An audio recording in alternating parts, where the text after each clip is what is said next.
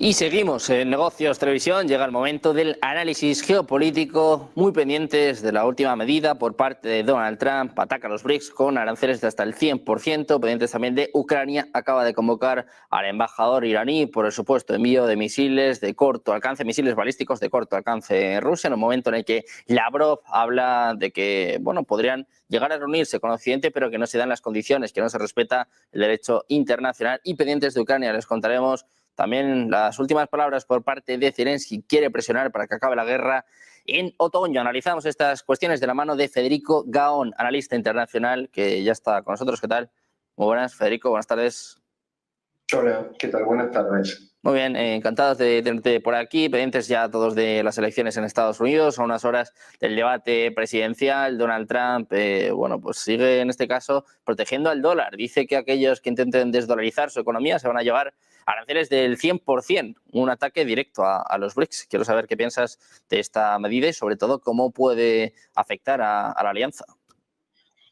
Bueno, primero que nada hay que entender esas declaraciones dentro del contexto de la campaña electoral estadounidense, ¿verdad? Por supuesto, no sería la única vez en donde Donald Trump, como candidato, hace declaraciones sensacionalistas a efectos de ganar votos, recordando que él sigue insistiendo en esta necesidad de proteger la industria manufacturera estadounidense y precisamente difunde esta narrativa de que Estados Unidos está perdiendo porque le están ganando la partida China, Rusia y otras economías emergentes, ¿no es cierto?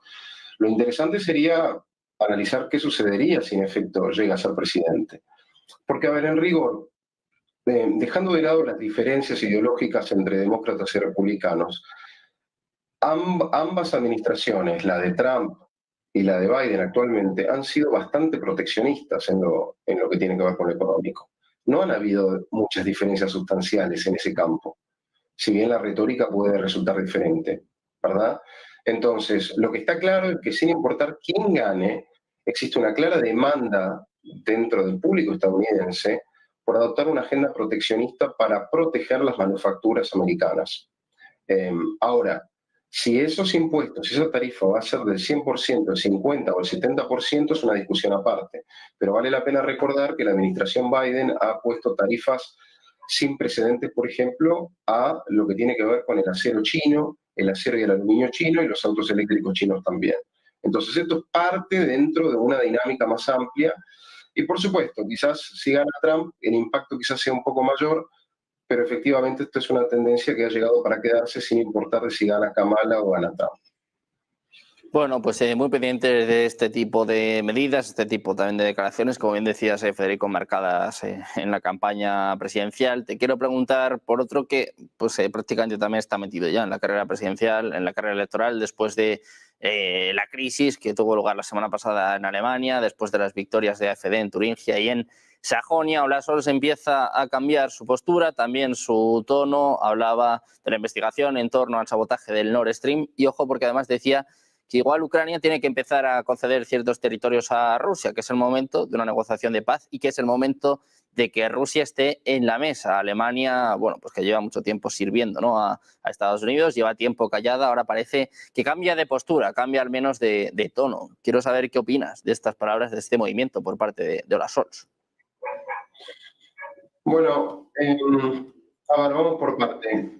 Dentro de lo que yo tengo entendido, claramente Scholz, entendiéndolo como un representante del mainstream político alemán, se encuentra presionado, se encuentra en un apriete, porque evidentemente lo que comúnmente se denomina como la extrema derecha en Alemania o en Europa, yo no me quiero meter en esa controversia de los términos, ¿no? Pero lo que sí es cierto es que esa derecha contestativa está alcanzando una predominancia que antes no tenía. Y ningún político convencional quiere ser recordado por la historia como el hombre o la mujer que permitió justamente el avance de aquellos llamados de extrema derecha. Entonces, claramente, el público alemán, o gran parte del electorado alemán, es indiferente frente a la guerra, en tanto le preocupan los precios de la energía en Alemania, el impacto que eso puede tener en la inflación. No le gusta ver que el gobierno destina partidas presupuestarias impresionantes para armar Ucrania, que mejor dicho quiere que ese dinero se invierta en casa. Entonces, estas preocupaciones se transforman en presiones que evidentemente el gobierno alemán tiene que atender, ¿verdad? Entonces eso por un lado. Ahora, si habrá un cese al fuego entre Rusia y Ucrania, eso ya es una cuestión en donde yo prefiero ser más cauto. Porque ¿qué es lo que sucede? Para que estas negociaciones puedan tener lugar, tiene que existir una salida honorable para ambas partes, ¿verdad? Eh, la supervivencia del régimen de Putin en Rusia en estas alturas me parece a mí, quizás estoy equivocado, que está enteramente vinculado con el desarrollo de la guerra y con la capacidad que tenga Rusia de salir bien parada.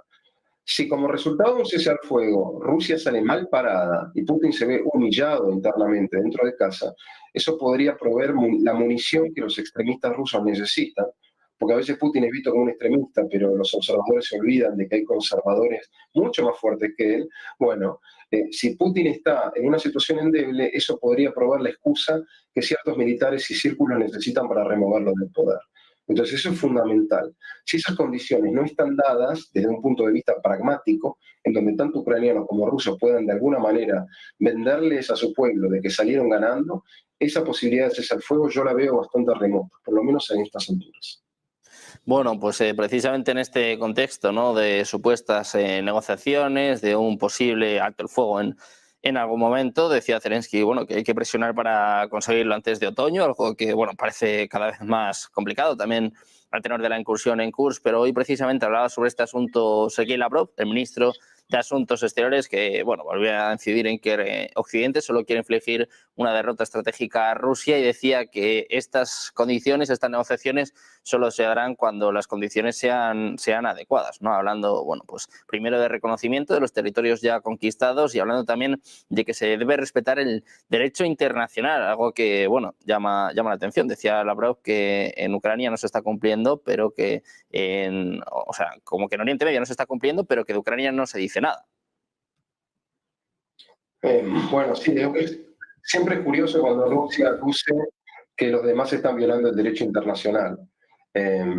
Son esas típicas paradojas de esas hipocresías que se dan muy a menudo en este campo de la política global, ¿verdad? Lo cierto es que yo no creo que haya buenos ni malos, o que por lo menos depende de cómo uno mire el asunto. Evidentemente, si uno se posiciona desde el punto de vista de la autodeterminación ucraniana, es innegable que los ucranianos están peleando por la defensa de su país y garantizar su independencia. No es ningún secreto que Rusia entiende que Ucrania como entidad política no merece existir, sino que se desprende de lo que históricamente ha sido la identidad rusa. Entonces, claramente aquí hay un debate eterno, si lo hay, entre autodeterminación y soberanía. Ahora, quién tiene razón y quién no depende de la posición en donde uno se pare. Lo que sí es cierto, por lo menos desde un punto de vista pragmático de la realpolitik más dura, es que la guerra en Ucrania, de alguna manera, se ha convertido a largo plazo quizás en una derrota estratégica para Occidente, si se entiende que el mundo se dirige hacia una situación bipolar entre Estados Unidos y China. Es decir, en la medida que China se convierte en un poder ascendente que amenaza a los países del Asia-Pacífico y que también se convierte en un peso económico que pone en jaque las economías de otros países industrializados, al marginalizar a Rusia, a razón, ¿no?, de la posición con Ucrania, claramente, bueno, los rusos se han volcado a buscar aliados en donde los pueden conseguir. Ergo, su alianza con China, mayores vínculos con Corea del Norte, mayores vínculos con Turquía, mayores vínculos con Irán, etc. Entonces, desde ese punto de vista, quizás pensando 20, 30, 50 años a futuro, frente a una nueva contienda global entre dos superpoderes, Rusia ya no podría considerarse como un potencial aliado o una potencia que podría inclinarse, ¿no?, hacia la esfera de influencia político-cultural de Occidente. Precisamente mirando a Occidente, mirando a Ucrania, quiero preguntarte por una última hora, muy rápido, Federico, te quiero preguntar sobre el hecho de que Ucrania haya convocado al embajador iraní. Se habla de este supuesto envío de misiles por parte de Irán a Rusia, en, bueno, lo que supondría una escalada más, ya no solo de conflicto en Ucrania, sino también de lo que pasa en Oriente Medio. Sí, a ver, yo no puedo afirmar o negar si los iraníes efectivamente o no están enviando misiles a los rusos. Eso es una pregunta que yo se la dejo a los analistas militares. Lo que sí es cierto es que existe un claro alineamiento entre Rusia e Irán, no por ideología, porque poco comparten en ese campo, sino más bien por un alineamiento estratégico de reunirse y hacerle la contra a Estados Unidos y Occidente, porque eso es lo que ellos en estos momentos necesitan para mantenerse a flote, ¿no es cierto? Vale recordar que los iraníes y los rusos tienen pactado la consecución de un corredor terrestre para promover el comercio, sobre todo en lo que hace a la región del Mar Caspio. Entonces, ese intercambio tecnológico y ese intercambio estratégico necesario entre ellos en vista de las sanciones estadounidenses, bueno, me parece que hace que sea razonable precisamente de que los iraníes traten de mandarle tecnología militar a los rusos y viceversa, porque los iraníes están preocupados por retaliaciones israelíes y necesitan sistemas de defensa rusos y potencialmente cazas aéreos rusos, cazas rusos también. Entonces, que no debería sorprender esto. Claramente hay una especialización. Los iraníes están tratando de especializar en drones de bajo costo y misiles de largo alcance, y los rusos hacen gala de su vieja experiencia en misiles antiaéreos y en cazas de combate. Bueno, pues muy pendientes de Rusia y de Irán, de esta alianza que se ha forjado y que bueno, está amenazando en este caso sobre todo a Occidente, ¿no? Sobre todo a Estados Unidos. Muchísimas gracias, Federico, por estar con nosotros. Un placer tenerte por aquí. Muchas gracias. Muy buen día. A ti, gracias a ustedes. Nosotros vamos a seguir al pie del cañón informándoles, mirando a la actualidad nacional, internacional, geopolítica, económica. Una pausa, unos minutos. Seguimos con la mejor programación en Negocios Televisión.